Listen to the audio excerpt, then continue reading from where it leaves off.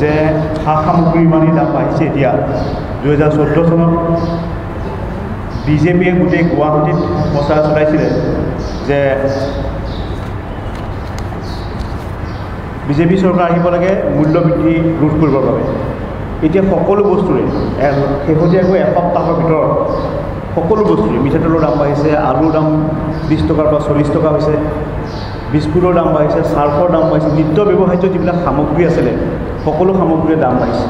ঔষধৰ দাম বাঢ়িছে। আৰু এই সন্দৰ্ভত কেনেকৈ ক'ত কি দাম বাঢ়িছে আপোনালোকক আমি প্ৰেছ ৰিলিজত ডিটেইলছ আমি আপোনালোকলৈ পঠাই দিম। এই সামগ্ৰী যে দাম বাঢ়িছে তেওঁলোকে মাত্ৰ 1200 টকা অৰুণোদয় দি গাঁৱৰ মানুহক ঠগিছে। আৰু তাৰ বিপৰীতে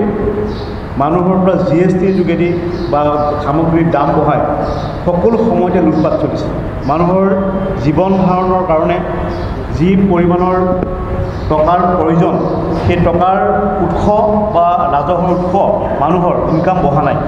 তাৰ বিপৰীতে প্ৰতিদিনে মানুহৰ খৰচ বৃদ্ধি হৈছে আৰু মানুহৰ জীৱন নিৰ্বাহৰ যি মানদণ্ড সেই মানদণ্ড কমি গৈছে। এই গুৰুত্বপূৰ্ণ সমস্যাটোৰ কথা কোনেও মাত মতা নাই। সেইকাৰণে প্ৰদেশ কংগ্ৰেছৰ তৰফৰ পৰা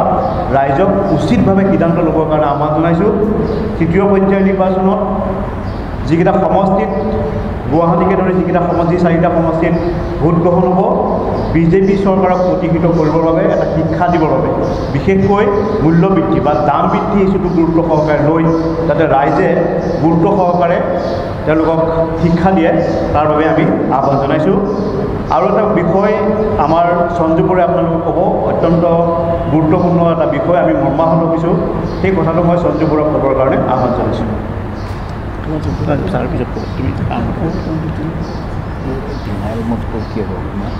শ্ৰদ্ধাৰ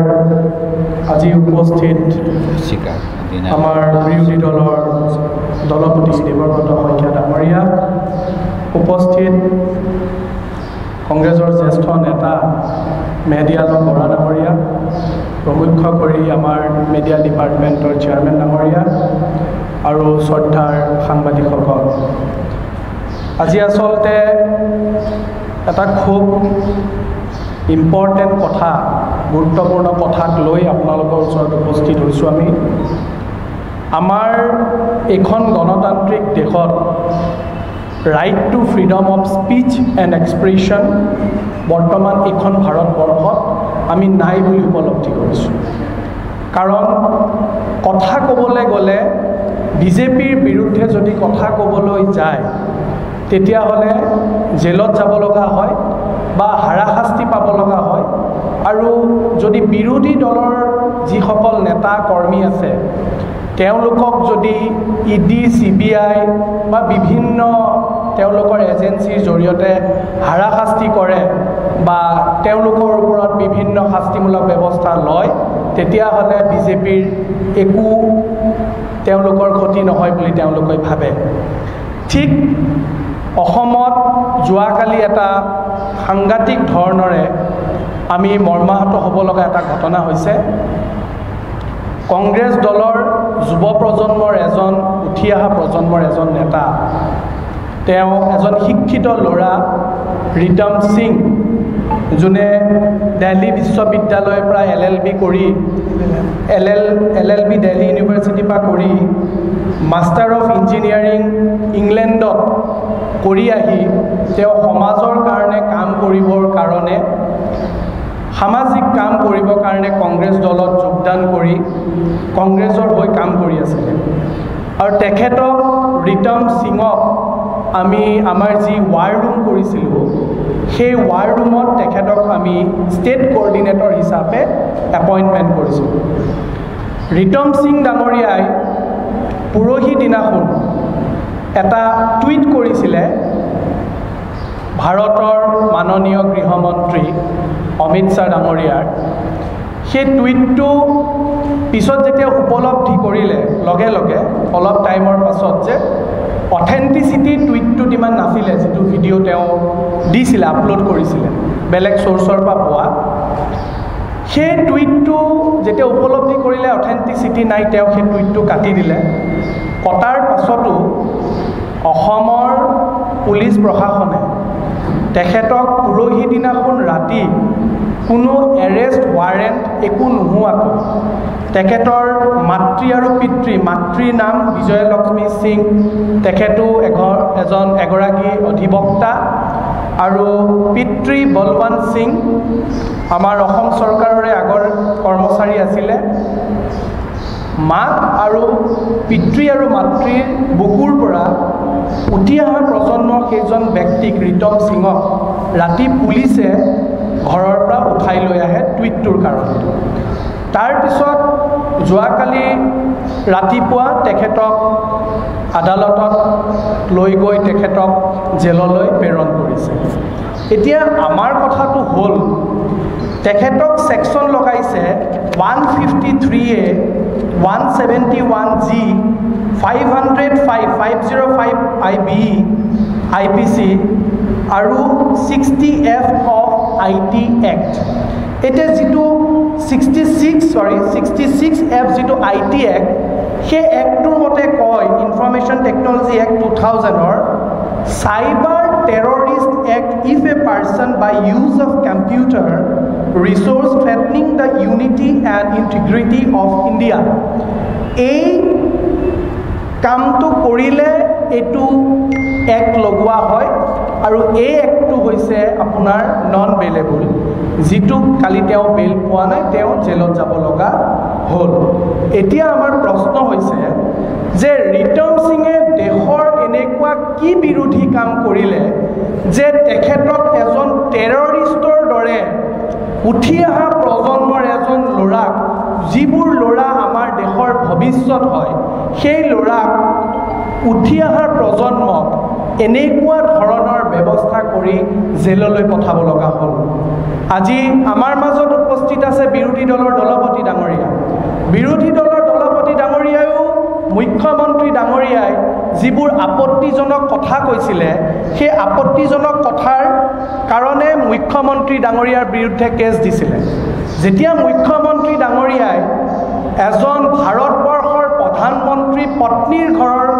কথা বেয়াকৈ কয় বা সেই জনপদ জ্বলাই দিব লাগে বুলি কয়, তেতিয়া তেওঁ জেলত যাব লগা নহয়। যেতিয়া মাননীয় মুখ্যমন্ত্ৰী ডক্টৰ হিমন্ত বিশ্ব শৰ্মা ডাঙৰীয়াই, ৰাহুল গান্ধী ডাঙৰীয়াই প্ৰধানমন্ত্ৰী, প্ৰয়াত দেশৰ প্ৰধানমন্ত্ৰী ৰাজীৱ গান্ধী ডাঙৰীয়াৰ পুত্ৰ হয় নে নহয়, তেওঁৰ DNAৰ ওপৰত যেতিয়া প্ৰশ্ন কৰে, তেতিয়া তেওঁৰ ওপৰত কেছ দিলে তেওঁ জেললৈ যাব লগা নহয়। আমাৰ অসমত বদৰুদ্দিন আজমল 150 কোটি টকীয়া মালিক বদৰুদ্দিন আজমলে অসমৰ মহিলাৰ ওপৰত যেতিয়া বেয়াকৈ কয় বা অসমৰ হিন্দু মুছলমানৰ যেতিয়া সম্প্ৰীতি ভাঙিবৰ কাৰণে চেষ্টা কৰে, তেতিয়া হাজাৰ হাজাৰ FIR কৰিলেও বদৰুদ্দিন আজমলক অসমৰ মাননীয় মুখ্যমন্ত্ৰীয়ে কয় আঁঠুৱা তলৰ মহ। এই কথাখিনি এইকাৰণে কৈছোঁ যে আমাৰ অসমত বিৰোধী যিকোনো মানুহে কিবা এটা কৰিলে তেওঁলোকৰ ওপৰত একশ্যন লোৱা হয়, কিন্তু বিজেপিৰ যিকোনো মানুহে যি কাম কৰিলেও মুখ্যমন্ত্ৰীলৈকে তেওঁলোকৰ ওপৰত কোনো একশ্যন লোৱা নহয়। ইয়াৰ প্ৰত্যুত্তৰ কংগ্ৰেছে দিব নালাগে। আপোনালোকৰ জৰিয়তে অসমৰ ৰাইজক আমি অনুৰোধ জনাইছোঁ যে ইয়াৰ প্ৰত্যুত্তৰ ইতিমধ্যে ৰাইজে ভোটৰ জৰিয়তে দিছে। অনাগত দিনত ইয়াৰ প্ৰত্যুত্তৰ ভালকৈ বিজেপি চৰকাৰখনে, বিজেপি নেতাসকলে গম পাব। আমি অনুৰোধ জনাম অসমৰ ৰাইজক যে আপোনালোকে আমাৰ অভিভাৱক, অসমৰ ৰাইজ আমাৰ অভিভাৱক। গতিকে এই যিবোৰ বিজেপিয়ে অত্যাচাৰ কৰিছে, এই অত্যাচাৰৰ ব্যৱস্থা অসমৰ ৰাইজে কৰিব লাগিব। ধন্যবাদ।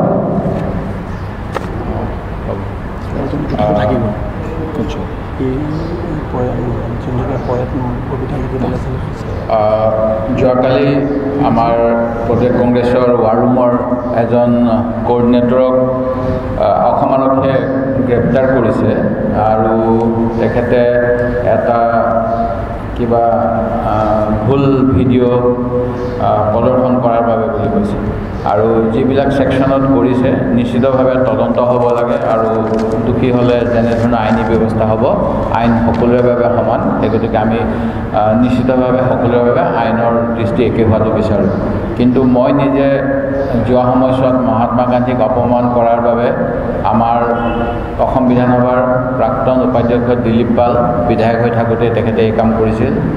আজমল ডাঙৰীয়াই হিন্দু নাৰী আৰু অন্যান্যসকলক কৰা সাম্প্ৰদায়িক অপমানসূচক মন্তব্যৰ বাবে তেখেতৰ কৰিমগঞ্জৰ বক্তব্যৰ বাবে পুলিচৰ ওচৰত FIR দিছিলোঁ ঠিক তেনেকৈ আমাৰ নাজিৰাতো এজন মানুহে উত্তেজক মন্তব্য দিয়াৰ বাবে তেখেতৰ বিৰুদ্ধে নাজিৰা আৰক্ষী থানাত গোচৰ তৰিছিলোঁ আৰু মুখ্যমন্ত্ৰী মহোদয় সোনিয়া গান্ধীৰ আক্ৰমণ কৰি তেখেতৰ ঘৰ জ্বলাই দিব লাগে জাতীয় উত্তেজনামূলক বক্তব্য যোৱা ছত্তীশগড় আৰু অন্যান্য ৰাজ্যত হোৱা নিৰ্বাচনৰ সময়ত কৈছিল এইবিলাকৰ বিৰুদ্ধে আমি তেওঁলোকক গোচৰ দিয়াৰ পিছতো অসম আৰক্ষীয়ে কোনো তৎপৰতা দেখুওৱা নাই আৰু এতিয়া কংগ্ৰেছৰ এজন সদস্য যোৱাকালি তেওঁলোকে গ্ৰেপ্তাৰ কৰিছে যিটো তেওঁ এপলজিও খুজিছে আৰু উইথড্ৰ কৰিছে কিন্তু এই গোটেই কথাবিলাক আহিছে কি কাৰণে তাৰো কিছু আমি কথা চিন্তা কৰিব লাগিব যেহেতু RSSৰ যিজন এখন কিতাপ লিখিছিলে MS গোৱালকাৰে বাঞ্চ অফ থটছ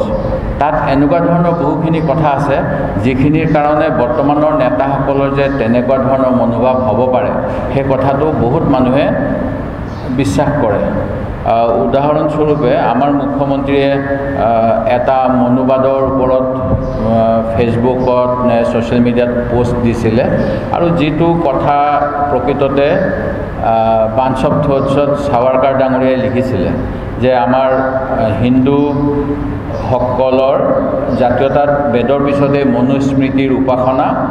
আৰু আমাৰ দেশৰ সংবিধান মনুস্মৃতিৰ যেনেধৰণে তাত বিচাৰ কৰা হৈছে সেই অনুসৰি হ'ব লাগে অৰ্থাৎ তেওঁলোকে সংবিধানখনকেই অৱজ্ঞা কৰাৰ বাবে এটা প্ৰচেষ্টা হাতত লৈ আছে যোৱা সময়ছোৱাত আৰু সেইটোৱে তেওঁলোকৰ মূল উদ্দেশ্য বুলি বাঞ্চ অফ থটছত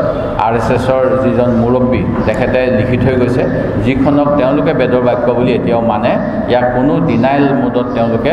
ৰখা নাই আটাইতকৈ তেওঁলোকে কৈছে আমাৰ সংবিধানৰ ফেডাৰেল ৰাষ্ট্ৰ গাঁথনিৰ পৰা বৰ্তমানৰ সংবিধানৰ ৰচয়িতাসকলে আমাৰ একক সমজাতীয় ৰাষ্ট্ৰীয়তাত দৃঢ় বিশ্বাসী নাছিল আৰু ইউনিয়ন অফ ষ্টেটছ কৰিছে ইউনিয়ন অফ ষ্টেটছৰ বিপৰীতে তেওঁলোকে ফেডাৰেলিজিম বিচাৰে আৰু এই ফেডাৰেলিজিমৰ অংশ হিচাপে আজি বিভিন্ন ক্ষেত্ৰত তিনিখন লিষ্ট থকাৰ পিছতো হস্তক্ষেপ হয় আৰু GST ব্যৱস্থাটো সেইকাৰণে কেন্দ্ৰই টেক্স কেনেকৈ কিমান হ'ব এইবিলাক কৰি দিছে যাতে আমি সংবিধানখনক অৱজ্ঞা কৰিব পাৰোঁ যিটো কথা এতিয়া তেওঁলোকে ডিনাইল মুডত আছে প্ৰধানমন্ত্ৰী বা গৃহমন্ত্ৰীয়ে কৈ থাকে যে আমি কেতিয়াও 400 সিট লৈ সংবিধান সংশোধন কৰিব বিচৰা নাই কিন্তু তেওঁলোকে যিখন তেওঁলোকৰ মূল পাঠ্য ইয়াতে তেওঁলোকে এই কথাবিলাক উল্লেখ কৰিছে উদাহৰণস্বৰূপে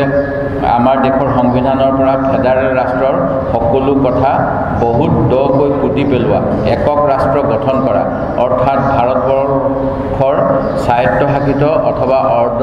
স্বায়ত্তশাসিত ৰাজ্যবোৰৰ অস্তিত্ব আঁতৰাই এক দেশ এক ৰাষ্ট্ৰ এক সংসদ এক প্ৰশাসন এই দিশত ঘোষণা কৰা যাতে কোনো ধৰণৰ আঞ্চলিক সাম্প্ৰদায়িক ভাষিক বা তেনেধৰণৰ আন বিভাজনবাদী গৌৰৱে আমাৰ দেশৰ সৰ্বনাশী খেলা কৰাৰ কোনো অৱকাশ নাথাকিব এনেধৰণৰ এটা ধাৰণা দি তেখেতসকলে বিভিন্ন ক্ষুদ্ৰ জাতি জনগোষ্ঠীক হত্যা কৰিব বিচাৰে আমাৰ যি বৈচিত্ৰতা এই বৈচিত্ৰতা নষ্ট কৰিব বিচাৰে আৰু এই গোটেইবিলাক RSSৰ দ্বাৰা অনুপ্ৰাণিত আৰু আমি জানো যে BJP দলটোৱে নিজকে RSSৰ এটা ৰাজনৈতিক শাখা বুলিহে কয় তেখেতসকল নিজৰ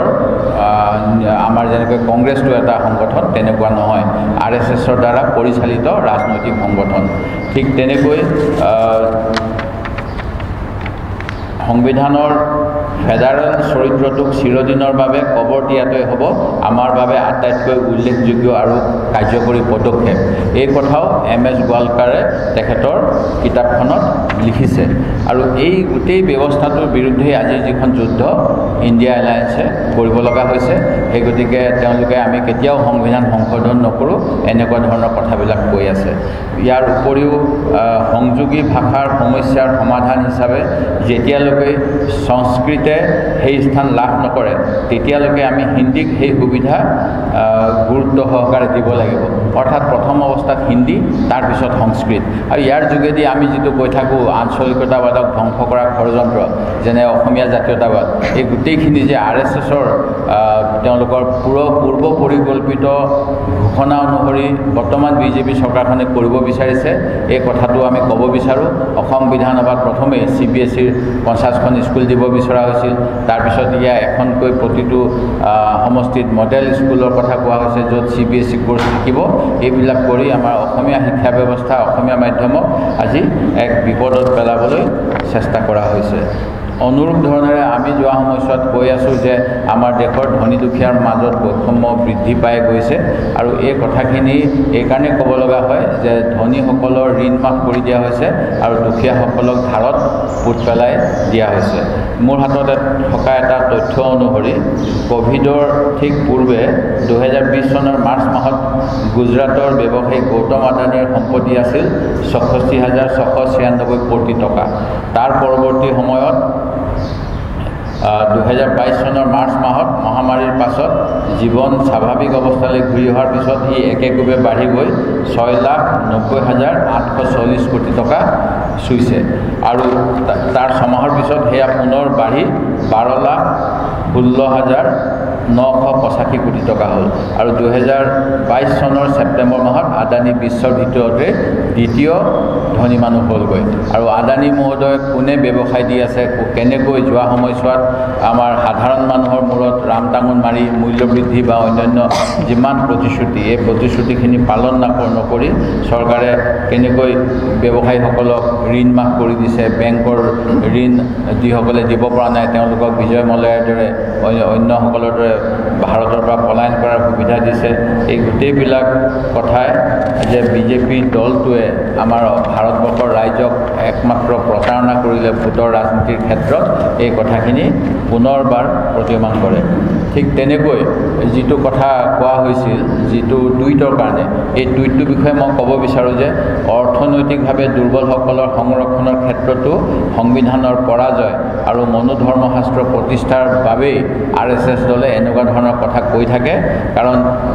প্ৰধানমন্ত্ৰী ডাঙৰীয়াই যি আমাৰ সাংবিধানিক ব্যৱস্থা, তাত অনুসূচিত জাতি, অনুসূচিত জনজাতি, সংখ্যালঘুসকলৰ বাবে যেনেকুৱা সংৰক্ষণ,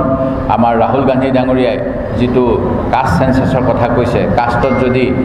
সেইসমূহ জাতি জনগোষ্ঠীৰ লোক 90% হয় তেতিয়াহ'লে তেখেতসকলৰ কাৰণে ৰিজাৰ্ভেশ্যন 50% ৰখাটো অযুক্তিকৰ বুলি কৈ 50%তকৈ ইয়াক বৃদ্ধি কৰাৰ কথা কৈছিল। কিন্তু প্ৰধানমন্ত্ৰী ডাঙৰীয়াই একে কোবতে 10% চাকৰি অৰ্থনৈতিকভাৱে পিছপৰাসকলৰ বাবে সংৰক্ষিত কৰিলে। আৰু ইয়াত আমাৰ নিশ্চিতভাৱে সাধাৰণ শ্ৰেণীৰ, সাধাৰণ জাতিৰ লোকৰো যদি সংৰক্ষণ লগা হয়, তাৰ সেই ক্ষেত্ৰত আমি ইয়াত আপত্তি কেতিয়াও কৰা নাই। কিন্তু যোৱাকালি যিখিনি কথা ৰিতম সিঙৰ টুইটত ওলালে, এই ধাৰণাবিলাক মনোবাদ বা এই মোদী ডাঙৰীয়াই যাক নেতা হিচাপে মানে MS গোলৱালকাৰৰ বাঞ্চ অফ থটছত এইবিলাক উল্লেখ থকাৰ কাৰণেই এনেধৰণৰ কথাখিনি আহিছে। আৰু যিটো বৰ্তমানৰ যিজন RSSৰ প্ৰমুখ, তেখেতে পূৰ্বৰ স্থিতি ইতিমধ্যে ভোটৰ আশাত সলনি কৰিছে। যেনেকৈ অসমৰ ক্ষেত্ৰত 10 বছৰলৈ 35% ভোট নালাগে বুলি কোৱাৰ পিছত বৰ্তমানৰ মুখ্যমন্ত্ৰীয়ে 65 লগতে 35% ভোট বিচাৰি কেম্পেইন কৰিব লগা হৈছে। ঠিক তেনেকৈ বিজেপি RSS দলেও নিজৰ স্থিতি সলনি কৰিছে ক্ষমতাৰ স্বাৰ্থত। আৰু এই ক্ষমতা তেখেতসকলক লাগে আমাৰ ভাৰতবৰ্ষৰ সংবিধানখন নষ্ট কৰি তেওঁলোকৰ নিজৰ এক দেশ, এক ৰাষ্ট্ৰ, এক নিৰ্বাচন, এক ধৰ্ম, এই এটা যিটো এজেণ্ডা, এই এজেণ্ডা প্ৰৱৰ্তন কৰিবলৈ আৰু ইয়াৰ বিৰুদ্ধে যাতে আমাৰ সকলোৱে যি ইণ্ডিয়া এলায়েন্সক সমৰ্থন কৰে, এই আহ্বান মই জনাইছোঁ। আৰু যোৱাকালিৰ এই ঘটনাটোৰ মই গৰিহণা দিছোঁ যে মুখ্যমন্ত্ৰী ডাঙৰীয়াই নিজে টুইট কৰিছে এটা বিষয়ত, যিটো বিষয়ৰ অৱকাশ আছিল যে তেখেতসকলৰ যদি সেই পাঠ্যপুথিসমূহ পঢ়া হয় তাত এনেকুৱা ধৰণৰ ধাৰণাখিনি থাকে। আৰু যিটো তেওঁ নিজে কোৱা, অমিত শ্বাহ মিছাৰ মুখত যদিও দিছিলে তেওঁ কোৱা নাই বুলি এইটো উইথড্ৰ কৰিছে তাৰপিছত এনেকুৱা শাস্তি দিয়া হৈছে কিন্তু যোৱা সময়ছোৱাত আমাৰ মুখ্যমন্ত্ৰীয়ে সোনিয়া গান্ধীৰ গৃহ জ্বলাই দিব লাগে আক্ৰমণ কৰিব লাগে বুলি কোৱাৰ পিছত যেটো ভাৰতবৰ্ষৰ সংবিধান অনুসৰি সংখ্যালঘুসকলৰ সুৰক্ষাৰ বাবে এট্ৰচিটি অন মাইনৰিটিজ এই আইনত তেওঁ মতে গুৰুদণ্ড পাব লাগিছিল সেই ক্ষেত্ৰত কিন্তু তেখেতে প্ৰটেকশ্যন লৈ আছে একমাত্ৰ শাসকীয় দলৰ নেতা হোৱাৰ বাবে এই গতিকে আইনৰ দৃষ্টিত যাতে সকলো সমান হয় তাৰ বাবে মই অসম আৰক্ষীক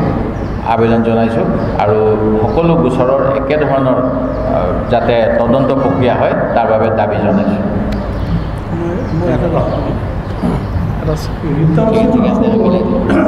আমি কালি তেওঁলোকৰ ঘৰলৈ গৈ তেওঁলোকৰ মাক দেউতাকক লগ কৰিছিলোঁ তেওঁৰ দেউতাক বলৱন্ত সিং অসম চৰকাৰৰ পিডব্লিউডি বিভাগৰ ডেপুটি ছেক্ৰেটাৰী আছিল আমাৰ দিলীপৰ প্ৰফেচাৰে হেৰি কৰিছিলে অপূৰ্ব বৰুৱা চৰি বিজয়লক্ষ্মী সিনহা বিজয়লক্ষ্মী সিং আৰু ৰাম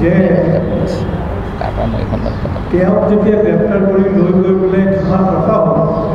থানাত ৰখাৰ সময়খিনিত তেওঁক শাৰীৰিক অত্যাচাৰ কৰা হৈছিল যিটো কথা যেতিয়া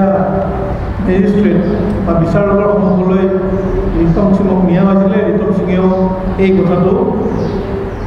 বিচাৰকৰ সন্মুখত অভিযোগ কৰিছিল তেওঁক প্ৰথমতে ৰিতম সিং যিহেতুকে এগৰাকী উকিল তেওঁ এডভোকেট ড্ৰেছতে গ্ৰেপ্তাৰ হ'ল আৰু সেই ড্ৰেছ কৰি থকা অৱস্থাতেই পাণবজাৰ থানাত নি তেখেতক আঁঠু কাঢ়িব দিয়া হৈছিলে তেওঁ আঁঠু কাঢ়িবলৈ অস্বীকাৰ কৰোঁতে তেওঁলোকৰ অভিভাৱকে কোৱা মতে যে এজন পুলিচে তেওঁক ডিঙিত চেপি ধৰিছে গতিকে অকল নীতিগতভাৱেই যে টেটু চেপি ধৰিছে সেইটো নহয় কথা কোৱাৰ ক্ষেত্ৰত বাক স্বাধীনতাৰ ক্ষেত্ৰত এইখন চৰকাৰে বাস্তৱিকতেও যিসকলে কথা ক'বলৈ সাহস কৰে তেওঁলোকৰ ডিঙি চেপিবলৈ কুণ্ঠাবোধ কৰা নাই এই ঘটনাটোৱে প্ৰমাণ আৰু দ্বিতীয়তে ৰিতম সিঙে কোৱা মতে যে তেওঁক দুবাৰ গ্ৰেপ্তাৰ কৰা হৈছে আগদিনাখন ঘৰত এবাৰ গ্ৰেপ্তাৰ কৰা হ'ল পিছত তেওঁলোকৰ অভিভাৱকক পিছদিনাখন পুনৰ গ্ৰেপ্তাৰ দেখুওৱা হৈছে গতিকে এইটো যে এটা সম্পূৰ্ণ ৰাজনৈতিক ষড়যন্ত্ৰ এই কথা বতৰাবিলাক এটা উচিত তদন্তৰ জৰিয়তে ওলাব আৰু এটা কথা তেওঁলোকৰ অভিভাৱকে অভিযোগ কৰিছে যে তেওঁক কিছুদিন আগতে বিজেপিত যোগদান কৰিবলৈ হেঁচা প্ৰয়োগ কৰা হৈছিলে যিটো ৰিতম সিঙে অস্বীকাৰ কৰিছে গতিকে কেইদিনমান পিছতেই তেওঁক এইধৰণে গ্ৰেপ্তাৰ কৰা হয় এইখিনি আপোনালোকৰ কিবা যদি আছে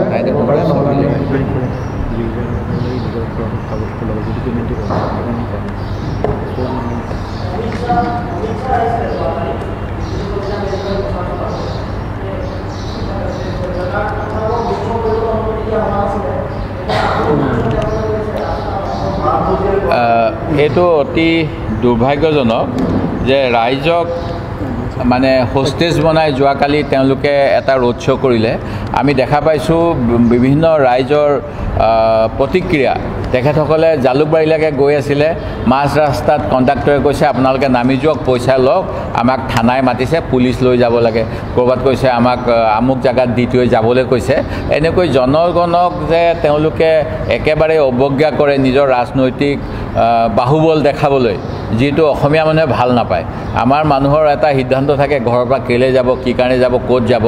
এনেকুৱা নহয় যে মানে পদূলি শুঙি শুঙি ঘূৰি ফুৰে অন্য জেগাত যদি কিবা মিটিং হয় মই দেখা পাইছোঁ ট্ৰেক্টৰত উঠি গুচি যায় গৰু গাড়ীত উঠি গুচি যায় ৰাজনৈতিক নেতাক চাবলৈ কিন্তু অসমৰ তেনেকুৱা অসমীয়া মানুহৰ এটা স্বাভিমান আছে আত্মসন্মান আছে তেখেতসকলে নিজৰ অন্যক বাধা নিদিয়ে কিন্তু তেওঁলোককো তেওঁলোকৰ কামত বাধা দিলে বেয়া পায় আৰু যোৱাকালি মই বহুত ৰাজহুৱা প্ৰতিক্ৰিয়া দেখিছোঁ আৰু বিজেপি দলে কিয় এনেকুৱা ভুল কৰিছে অসমীয়া মানুহক লৈ এই যে উত্তৰ ভাৰতৰ ৰাজনীতি এটা থাকে কিনা বেচা আয়ৰাম গয়াৰাম সেইবিলাক অসমলৈ যোৱা সময়ত আমি কৈ আছোঁ বেছিকৈ হৈ আছে ৱাশ্বিং মেচিনত আমাৰ ইয়াতে কম চলিছিলে এতিয়া ৱাশ্বিং মেচিনত আমাৰ নেতাবিলাক ভৰাই আছে এফালৰ পৰা আৰু তেওঁলোকক কিন্তু মোদী ডাঙৰীয়াই প্ৰতিশ্ৰুতি দিছিল যে জেললৈ পঠাব কংগ্ৰেছৰ দুৰ্নীতিগ্ৰস্ত নেতাসকলক আজি তেওঁলোকে ইডি CBI লগাই আছে কিন্তু তাৰ ৰেট অফ প্ৰচিকিউশ্যন অতি নগণ্য তেওঁলোকক ৰাজনৈতিকভাৱে ওলোমাই ৰাখিব বিচাৰে যাতে তেওঁলোকে শত্ৰুতা নকৰে আৰু সেই তেনেকৈয়ে সাধাৰণ ৰাইজৰ লগতে নেতাসকলকো আজি বিজেপি দলে নিজৰ স্বাৰ্থত যেনেধৰণে ব্যৱহাৰ কৰি আছে ই কিন্তু হিতে বিপৰীত হ'ব মই এই কথাই আপোনালোকৰ যোগেৰে ক'ব বিচাৰিছোঁ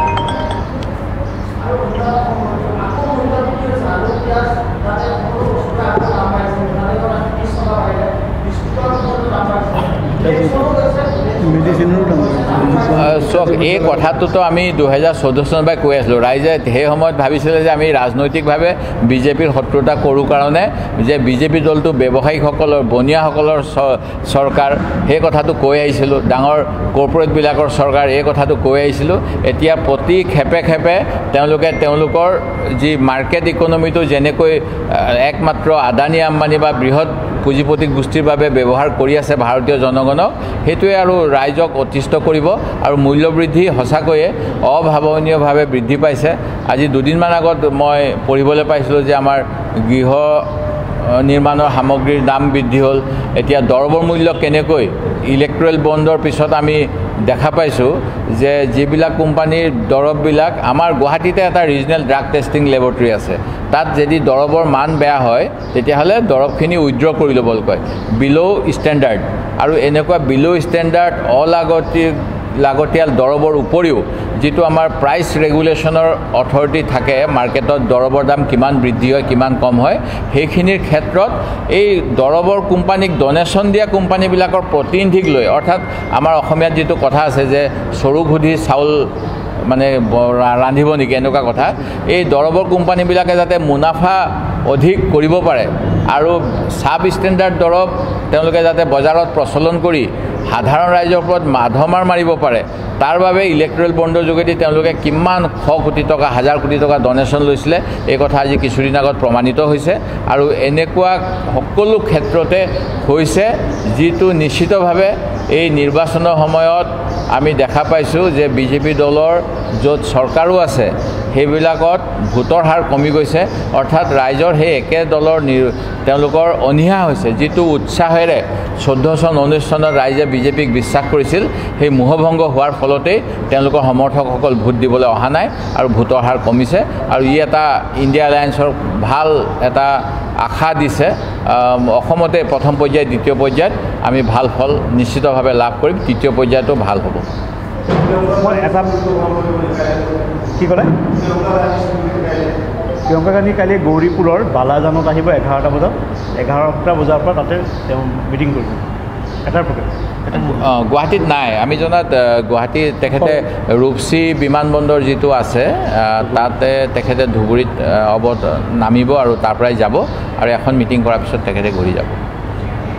আপোনালোকে এটা কথা মন কৰিব যে নিৰ্বাচনৰ সময়ত সাধাৰণতে বয় বস্তুৰ দাম নিয়ন্ত্ৰিত থাকে যাতে ভোটাৰ আকৰ্ষিত হয় ভোটাৰে যাতে ভোট দিব পাৰে কিন্তু এতিয়া আপুনি দেখিব নিৰ্বাচন চলি থকাৰ সময়তো বস্তুৰ দাম বঢ়াইছে দৰবৰ দাম বঢ়াইছে অত্যাৱশ্যকীয় সামগ্ৰীৰ দাম বঢ়াইছে তাৰমানে নিৰ্বাচন শেষ হোৱাৰ পিছত ভোট শেষ হোৱাৰ পিছত কি পৰ্যায়লৈ কি পৰিস্থিতিলৈ যাব মূল্যবৃদ্ধি সেইটো কল্পনা কৰিব নোৱাৰে সেই কথাত কিন্তু আপোনালোকে মানুহক অলপ অৱগত কৰাটো ভাল নিৰ্বাচন চলি থাকোঁতে তেওঁলোকে ভয় খোৱা নাই আফটাৰ ইলেকশ্যন কি পৰ্যায়লৈ আমি যামগৈ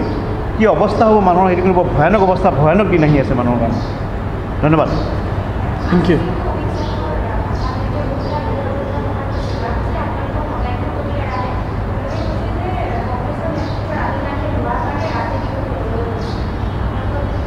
অপেক্ষা কৰিব লাগিব জুন মাহলৈকে আমি ভাবোঁ যে বহুত ওপৰলৈ গৈছে কাৰণ ৰাহুল গান্ধীয়ে ন্যায়ৰ কথা কৈ আছে ৰাহুল গান্ধী ডাঙৰীয়াই ভাৰতৰ সাধাৰণ জনগণক লগ পাবলৈ যোৱা সময়ছোৱাত ভাৰত জোড়ো যাত্ৰা কৰিলে আৰু ৰাজনৈতিক দল ৰাইজৰ লগত থাকিব লাগে ৰাইজৰ কথামতে কাম কৰিব লাগে ভোটত ৰাইজৰ কথা কৈ পৰৱৰ্তী সময়ত যিবিলাক পলিচি সেই পলিচি দুখীয়া ৰাইজৰ সাধাৰণ ৰাইজৰ পৰিপন্থী যিখিনি ইতিমধ্যে স্পষ্টভাৱে প্ৰমাণিত হৈছে যে কেন্দ্ৰীয় চৰকাৰৰ ঘোষণা আছিল 2014 চনত 2 কোটিকৈ চাকৰি দিব আৰু তাৰ পিছত এতিয়া 30 লাখ ভেকেঞ্চি ওলাইছে চৰকাৰী দপ্তৰসমূহত আৰু ইয়াৰ উপৰিও সামৰিক অৰ্ধসামৰিক বাহিনীৰ যিখিনি নিযুক্তি সেইখিনি বেলেগকৈ আছে অগ্নিবীৰৰ যোগেদি তেওঁলোকে ভাৰতীয় সেনাক যে দুৰ্বল কৰিলে মানে ভাৰতবৰ্ষই বিশ্বগুৰুসমূহৰ লগতে ভাল সম্পৰ্ক নাই প্ৰথম কথা দ্বিতীয় কথা আজি চীনৰ আক্ৰমণ ডোকলামতে হওক বা আমাৰ অৰুণাচল টিবেট য'ত টিবেটত এজন এনভাইৰমেণ্টেলিষ্টে পৰিৱেশৰ কাৰণে তাত অনশন কৰি আছে যি সময়ত অসমত যোৱাকালি কোনোবা ইণ্টাৰনেশ্যনেল ৰিপৰ্ট ওলাইছে যে আটাইতকৈ বেছি গছ কটা ব্যৱস্থাটো অসমত হৈছে সেইখিনি সময়ত ভাৰতৰ বা অসমৰ মুখ্যমন্ত্ৰীয়ে যেনেধৰণে বিশ্বগুৰু বা টপ 5ত লৈ যাম বুলি কয় এই কথাটো আজি একেবাৰে কোনো বিশ্বাস নকৰে আৰু সেই গতিকে ৰাহুল গান্ধী ডাঙৰীয়াই কোভিডৰ বিষয়ে আমাক আগতীয়াকৈ সতৰ্ক কৰি দিছিল যোৱাকালি মই ক'ৰবাত দেখিছোঁ যে ৰাহুল গান্ধী ডাঙৰীয়া প্ৰধানমন্ত্ৰী থকা হ'লে দেশৰ জনগণৰ কি বিপদ হ'ল হয় বুলি কৈছে কিন্তু এনেকৈ নিশ্চিতভাৱে এটা সাইণ্টিফিক টেম্পাৰমেণ্ট থকাৰ কাৰণে টেষ্টেড মেডিচিন দিলে হয়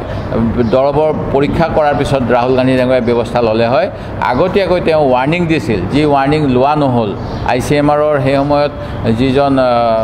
ডাইৰেক্টৰ জেনেৰেল আছিলে আৰু গোটেই ছ'চিয়েল মিডিয়াত গোটেইখিনি আছে সেই গতিকে ৰাহুল গান্ধী ডাঙৰীয়াইতো আগতে সতৰ্ক কৰি দিছিল GSTটো যে গব্বৰ সিং টেক্স হ'ব ৰাহুল গান্ধী ডাঙৰীয়াই আগতেই কৈছিল কংগ্ৰেছ দলে আজি ধনী মানুহৰ সোণৰূপ কিনিলে 3% টেক্স আৰু এক্সাৰচাইজ বুক বা কলম কিনিলে সাধাৰণ জনতা শিক্ষিত হ'বলৈ 12% টেক্স এইটো কেনেকুৱা এটা মানে গব্বৰ সিঙৰ নীতি এইবিলাক কথাটো কৈ আছিলে সেই গতিকে ৰাহুল গান্ধী ডাঙৰীয়াক লৈ আমি যথেষ্ট আশাবাদী আৰু আমাৰ ভাল হ'ব এলায়েন্স হ'ব থ্যাংক ইউ